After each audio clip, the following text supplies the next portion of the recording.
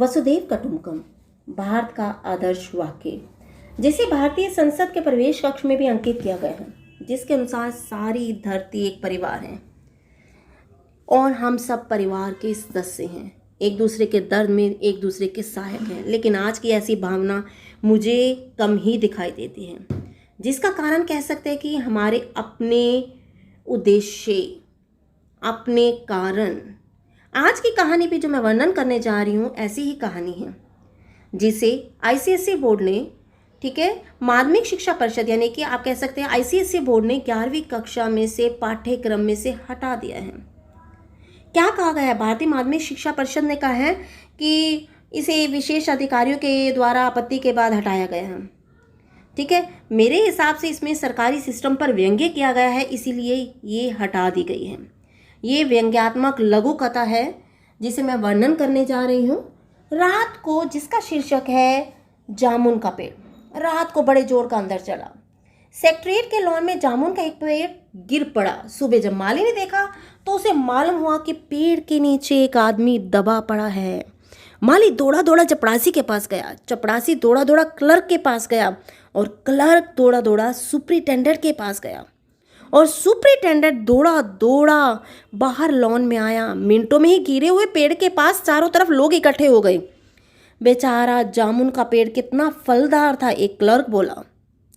दूसरा बोला, इसकी जामुन कितनी रसीली होती थी। तीसरे ने कहा, मैं फलों के मौसम में झोली भर के ले जाता था, मेरे बच्चे इसके जामुन कितने खुश होकर खाते थे। मगर यह आदमी, माली ने पेड़ के नीचे दबे आदमी को देखकर इशारा किया, मगर यह आदमी, हाँ, यह आदमी। सुपरिटेंडेंट सोच में पड़ गया, पता नहीं जिंदा है मर गया। एक चपरासी ने पूछा, मर गया होगा, इतना भारी तना जिसकी पीठ पर गिरे वह बच कैसे सकता है?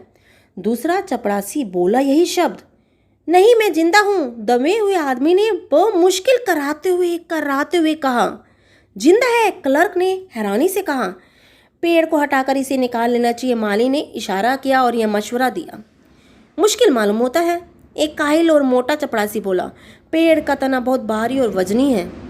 क्या मुश्किल है? माली बोला, अगर सुपरिटेंडेंट साहब हुक्म दे तो अभी 15-20 माली, चपरासी और क्लर्क जोर लगाकर पेड़ के नीचे दबे आदमी को निकाल सकते हैं।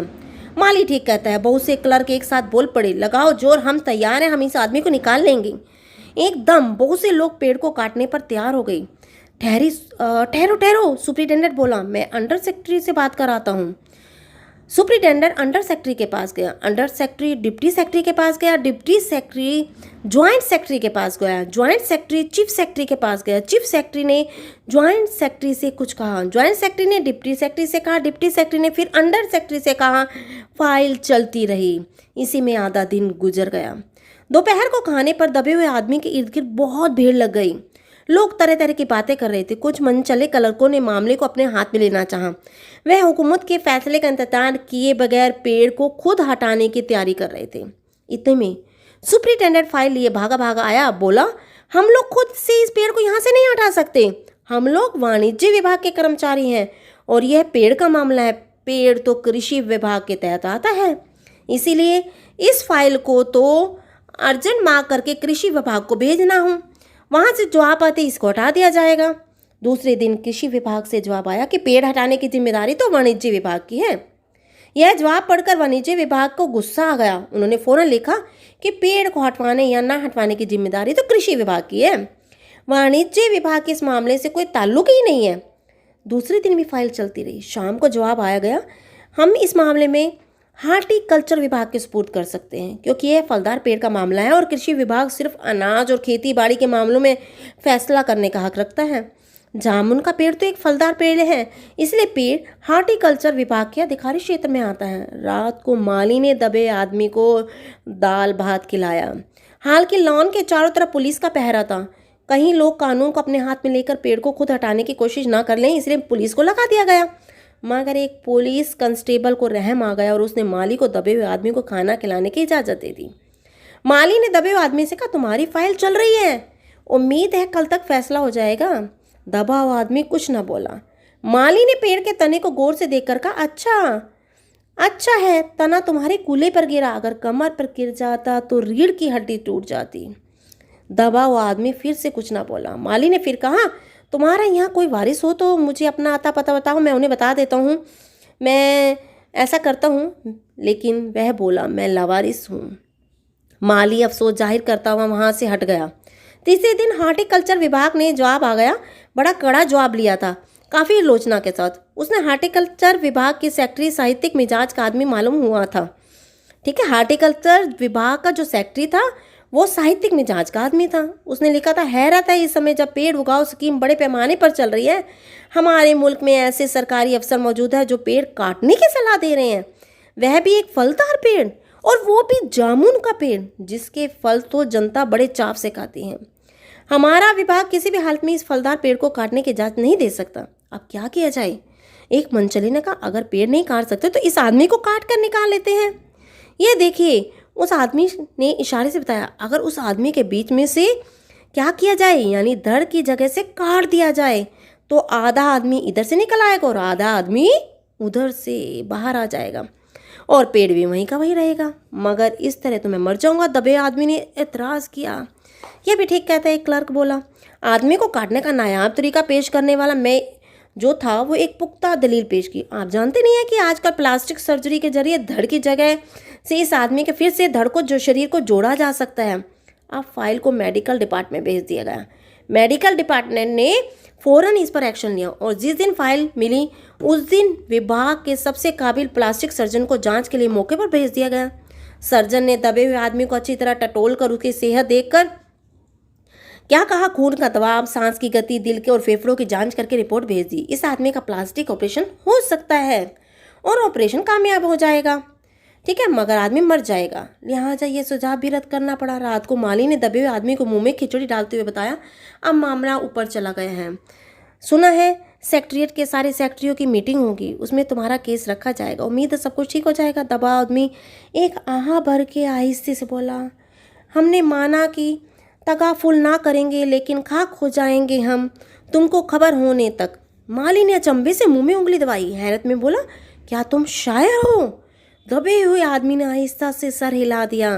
दूसरे दिन माली ने चपरासी को बताया। चपरासी ने क्लर्क को, क्लर्क ने हेड क्लर्क को। थोड़ी ही देर में सेक्रेटरिएट में यह बात फैल गई कि दबा हुआ आदमी शायर है। बस फिर क्या था, लोग बड़ी संख्या में शायर को देखने के लिए आने लगे।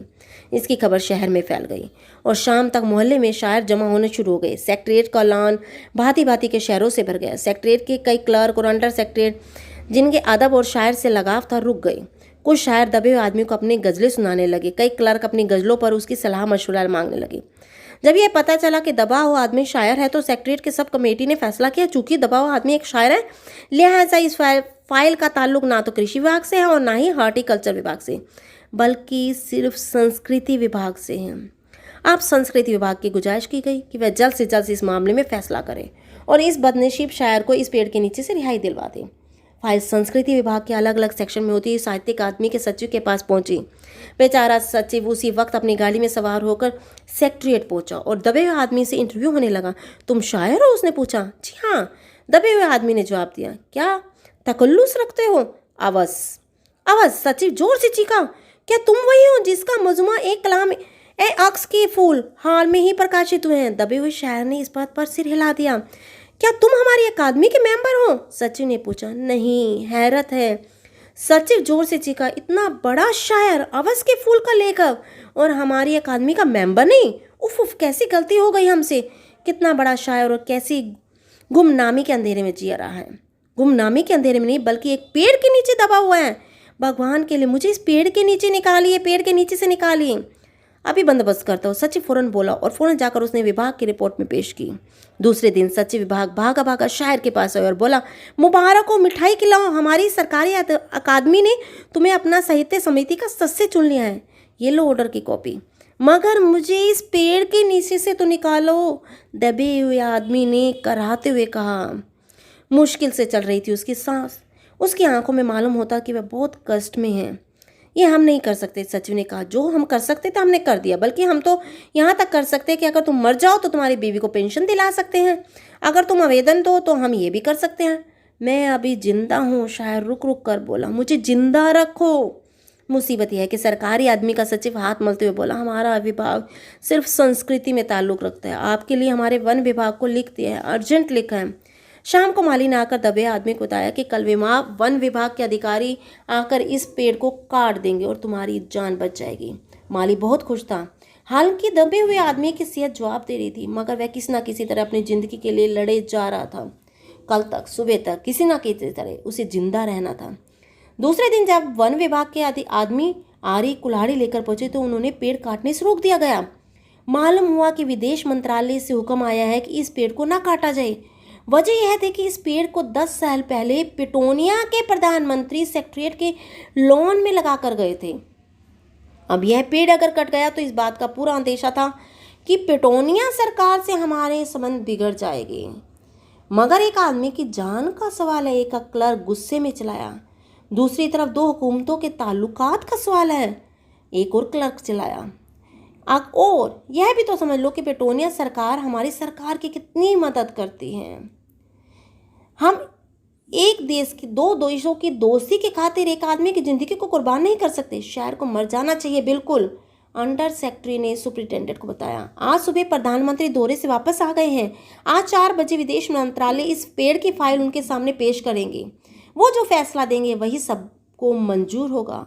शाम 4 बजे सुप्रिंटेंडेंट शायर की फाइल लेकर उसके पास आया। सुनते हो? आते ही खुशी से फाइल लहराते हुए चलाया। प्रधानमंत्री ने पेड़ को काटने का हुक्म दे दिया है और इस मामले की सारी अंतर्राष्ट्रीय जिम्मेदारी अपने सिर पर ले ली है। कल यह पेड़ काट दिया जाएगा और तुम इस मुसीबत से छुटकारा पा जाओगे। सुनते हो? आज तुम्हारी फाइल मुकम्मल हो गई। सुप्रिंटेंडेंट ने शायर के बाजू को हिलाकर कहा, मगर शायर का हाथ सर्द था। आंखों की पुतलियां बेजान थी और चींटियों की एक लंबी कतार उसके मुंह में जा रही थी। उसकी जिंदगी की फाइल मुकम्मल हो चुकी थी।